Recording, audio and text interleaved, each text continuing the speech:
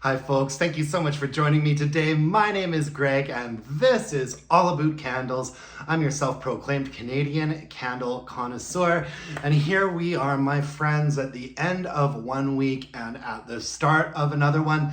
So I have the weekly wax wrap up for you. Let's just get right into it. These are all candles that I finished burning this month. First up, we have Salted Amber and Vetiver. I posted a full review of this candle earlier in the week. If you would like to check it out, I will link below. This is probably the third time that I have burned Salted Amber and Vetiver. I love this one. It is Salted Amber, Fresh Orange Flower, and Rich Vetiver.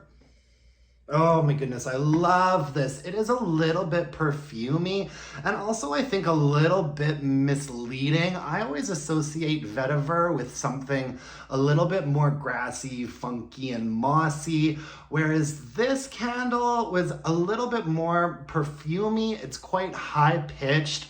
It's a little bit briny. It's got that heavy, nice dose of amber in it, and it's floral. I mostly get oceany, ambery floral from this one. Oh, and I really like it. I've burned this one before. I felt like last year's, I liked the blue jar last year's was in, and if my memory serves me correctly, last year's performed a little bit better. It could all be in my head, but I ended up with some real problems during the last third of this candle. As you can see, there's some discoloration there. I ended up putting it outside to finish it off because it did start sooting on me a little, but the first 2/3 of it burned really, really well. Strength and throw definitely varies depending on the space that it was in. I'd say that in my more open area, it was like a 6 or a 6.5, and so it spent most of its time in my bedroom where it reached a 7 fairly easily. I also finished up a Blush Amber and Peony. This was a repurchase for me. I think this is the third Blush Amber and Peony I've burned since it came out. I did a full-length review of it a long time ago, and I will link to it below. The scent notes are Sweet Peony, Warm Musk, and Golden Pear. It has thick, ropey wicks. This one ended up extinguishing itself. I'd say strength and throw for this is an 8. Like it's a strong one, and it's strong within like 5 minutes of lighting it too. Oh my God, it's just a beautiful, deep, dark, rich, floral, and amber. Oh my goodness, I absolutely love it. Honestly, I think I'm gonna burn another one. I know this is a springtime candle, but I don't care. For me, spring and summer can be a little bit interchangeable. And this candle is just so dark and rich and lovely, and it looks gorgeous when it's burning as well. I also finished off Mahogany Vanilla. This is last year's version. I really love the mahogany note that Bath & Body Works does quite a bit. I love mahogany apple. I love mahogany coconut.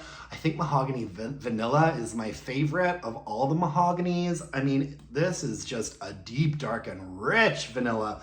The scent notes are warm vanilla, fresh bergamot, and sweet sandalwood. Kind of misleading. I've never picked up on the bergamot in this candle, and quite frankly, there is a sandalwood note in there as well. There is like a sort of dusty, sandy, rich, creamy woodenness to it. But first and foremost on the top, it's just this really, really smooth, woodsy vanilla, and it is deep and dark and rich and gorgeous. I find this candle a little bit sexy. I think this would make a really good men's care if they could dial down the sweetness on it just a little bit. Performance-wise, this candle is always strong. It's been coming out for a long time. I buy it every year. I'd say that this gets to a 7.5 or an 8 quite easily in terms of strength and throw. However, I screwed up with this candle, I will admit to that. At about the halfway mark, I don't know what I was busy with, but I forgot about it and I let it burn all the way down until you could see the wick nickels at like the halfway point. I might have left it going for like 4 hours or so. Whoopsies. And so I kind of ruined the last half of this candle myself. And I couldn't really do much to fix it. So this became an outdoors candle. And let me tell you, outside on my patio, sitting a couple feet away from it, it still had a presence about it. And I caught a moth. This candle extinguished itself out there after it killed the moth. As you can see, it's looking pretty brutal. Once again, my fault, not the candles. This is a pretty big moth. I feel kind of bad about that. Shout out to Katie from Katie's Joyful Life. We always joke back and forth about catching moths and bugs with our candles. And yeah, I had another homicide happen in this one. I apologize, Mr. Moth. Moving on, I finished up cotton candy from Goose Creek. The scent notes on this are warm spun sugar, blue raspberry, strawberry, and pink berries. I dropped a review of this candle earlier this week. I'll link to it below. This candle is a straightforward, strong, and sweet cotton candy candle. I mean, strength and throw on this was good. It was like a 7.5 or an 8. And it really does smell like you are standing next to the cotton candy machine while the cotton candy person spins up that sweet cotton candy for you. The sugar note in it does have sort of a granulated texture to it. And then there is a little bit of like a pink berry fragrance as well. This isn't probably going to be a repurchase for me, but I was really happy to experience it once. I do have a sweet tooth in my nose and in my mouth. If you like fragrances like this though, I would really recommend this one because it was strong, and it also, for a Goose Creek candle, it burned really well. It extinguished itself, and it was a really nice, clean, even burn for the most part. So kudos to Goose Creek on the cotton candy.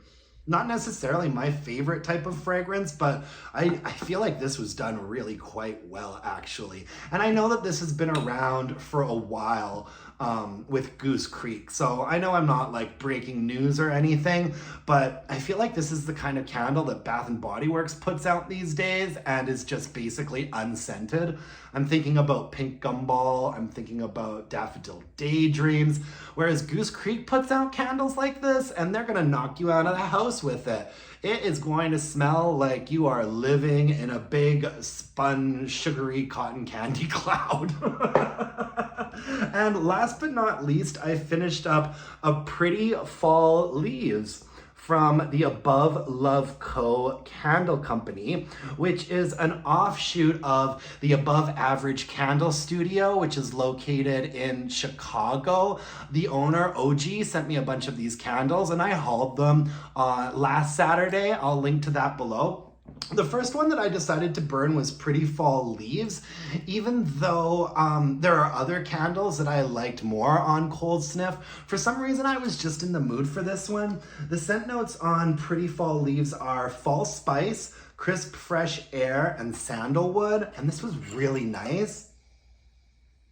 Yeah, it's a very light, florally, slightly spicy scent. It's light, it's airy, but on the base there is a nice creamy sandalwood sort of rounding it out. Oh, just stunning. And all of their candles come with like a really cute charm and a cute like finesse of like glitter and sprinkles on top of it. Yeah, this was a good one. the fact that you're seeing that darkness there, that is not actually like soot or smut. This is a 100% soy wax candle, and it burned extremely clearly. But you know how I was just saying that on the top of the candle, they do like a really cute glittery and sprinkle situation. So all of that stuff does like melt and travel down as the candle burns, which is why it looks like that at the end of burning it. But it was a really clean burn. I never saw it sooting. I really enjoyed it. Now, in my more open area, it was probably a 6 for strength and throw. And that's not bad. In a more open area with higher ceilings, to get a 6 out of a 6-ounce single wick is actually quite good. But I did put it in a Hurricane in my bedroom and let it live out its life there. And in a Hurricane in my bedroom, it was like a 7. It smelled like a 3-wick candle from like the Bath and Body Works fall line as far as strength and throw goes. Yeah, if I can get a single wick to a 7, I'm pretty happy with that. So yeah, Pretty Fall Leaves from the Above Love Co. Oh, gorgeous. Gosh, I just can't stop smelling these things. I just love fragrance, you guys. How's everybody's weekend been? I hope it's been good. Oh gosh, I don't have House of the Dragons to watch tonight. It's over. I gotta tell you, I wasn't that thrilled about the finale. The finale that was last week, it was only an 8-episode season, and I really think that they needed to have 10 episodes so that they could have ended this season with a bit more of a bang. It actually really felt like kind of a letdown. And now to think that we have probably 2 years until they put out season 3, it's just like, oh God, why have I been so invested in this? But anyways, now that House of the Dragon is over, I think we're going to be getting into Lord of the Rings on Sunday nights, me and the boyfriend. Boyfriend is very supportive when it comes to my love of like really twisted, dark, screwed up shows. And he, plays along and watches all my weird shit with me. And he is really into like Lord of the Rings and Harry Potter and all that kind of stuff. And so, the new Lord of the Rings season is coming out, and we're going to watch it together and be really excited about it. Anyways, that's all I have for you guys today. I really appreciate you joining me. If you could like this video, comment, subscribe, that would be awesome. You can find me on Instagram at allabootcandles, and you can email me allabootcandles@gmail.com. Thanks for watching, everyone, and until next time, let's burn some candles and bitch about it. Thanks, folks. Bye now.